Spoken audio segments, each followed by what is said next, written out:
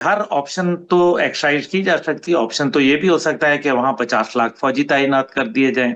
Option हम्म। ये भी हो सकती है कि वहां तमाम न्यूक्लियर बॉम्ब इस्तेमाल कर लिए जाएं, हम्म। वहां निपॉन बम इस्तेमाल किए जाएं, वहां थर्मोबैरिक बॉम्ब इस्तेमाल किए जाएं। लेकिन क्या ये खित्ता इसका मुतहम्मिल हो सकता है? Boots hmm. ऑन ग्राउंड का मतलब तो ये है सीधा सीधा कि इस टाइम पे जंग को तवील करना है। और हम्म। अगर जंग को तवील करना है तो फिर बूट्स ऑन ग्राउंड के ऊपर बात हो रही है। अमेरिका ने तो यहाँ आने की भी तो मिस्टेक की थी ना। तो हम्म। अब ये बताइए कि अमेरिका ने जहां जहां आने की मिस्टेक की है, वो आपके सामने है। वियतनाम का हम्म। आपके सामने है, इसी तरीके से लाओस में आपके सामने है। हम्म। फिर अफगानिस्तान बड़ी मिसाल है, जहां 20 साल रहने के बाद अमेरिका ने वहां तालिबान के हाथों में हुकूमत दी और वहां से चलता बना। जबकि वहां 3.5 लाख फौज अफगान नेशनल आर्मी की थी। इसके हम्म। साथ अमेरिका के साथ 48 उनके जो साथी थे वो जी। भी थे इंटरनेशनल स्टेबलाइजेशन फोर्स के झंडे तले। हम्म। लेकिन नतीजा क्या निकला? 2.43 ट्रिलियन डॉलर इस्तेमाल हुए हम्म। और नतीजा सवाए रुसवाई और जिल्लत के और कुछ नहीं निकला। हम्म। इसलिए अगर खार्क के ऊपर या कशम के ऊपर या कर्क के ऊपर हमला ये करते हैं, जो छोटे छोटे जजीरे हैं, मासवाए एक जजीरे के जो तकरीबन 1500 किलोमीटर है, खार्क तो तकरीबन 25 किलोमीटर है। आप मुझे बताएं, 25 किलोमीटर का एक स्क्वायर किलोमीटर का जजीरा, हम्म। जहां अगर अमेरिकन फौज मौजूद हो, वो 3,000 हो, वो 5,000 हो, वो 50,000 हो, पहली हम्म। बात यह है कि वो कितने वल्नरेबल होंगे। हम्म।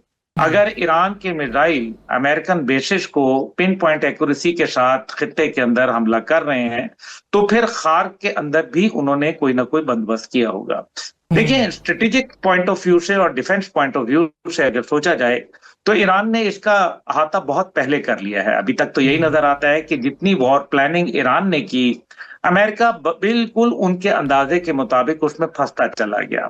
फिर हम्म। खार्क के अंदर जब आएंगे तो लैंड माइन्स भी मिलेंगी, फिर लैंड माइन्स को क्लियर भी करना पड़ेगा, फिर लैंड माइन्स को क्लियर करने के बाद वहां अपना ठिकाना भी बनाना पड़ेगा, फिर वहां कितने थॉड मिसाइल लाने पड़ेंगे जो थॉड उनके पास है ही नहीं, वो तो खत्म हो चुके। और पेट्रियट डिफेंस सिस्टम लाना पड़ेगा जो कि इस टाइम पे वहां इन्होंने तमाम का तमाम इजराइल में नष्ट कर दिया है, और रिजल्ट उसके भी नहीं आ रहे। बात तो ये है। अब यहाँ जो ऑप्शंस हैं, जो बरतानवी जरीदा कह रहा है, देखें, कम से कम भी अगर ईरान को उन्होंने एक हद तक कंट्रोल करना है, मैनेज करना है, तो हम्म। तकरीबन 4 से 5 लाख फौज चाहिए। मैं आपके प्रोग्राम में पहले भी ये गुजारिश जी। कर चुका हूँ। जी। और अगर आपने वाकई कब्जा करना है तो कहीं 10 लाख फौज चाहिए। हम्म। लेकिन 10 लाख फौज आप कितने अरसे में लाएंगे? क्योंकि ये एक दिन में तो आने नहीं लगी, इसको हम्म। तो टाइम लगेगा। इसको तो कभी कम से कम भी अगर उन्होंने 1 लाख फौज लानी है तो उसके अंदर 8 महीने का वक्त लग जाएगा।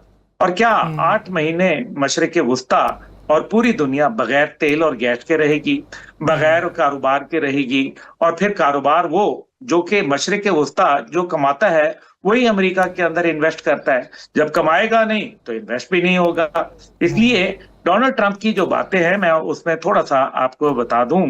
दो जी। जी। बड़े अहम जरीदे हैं। एक का नाम है वॉशिंगटन पोस्ट, आप जानते जी। हैं।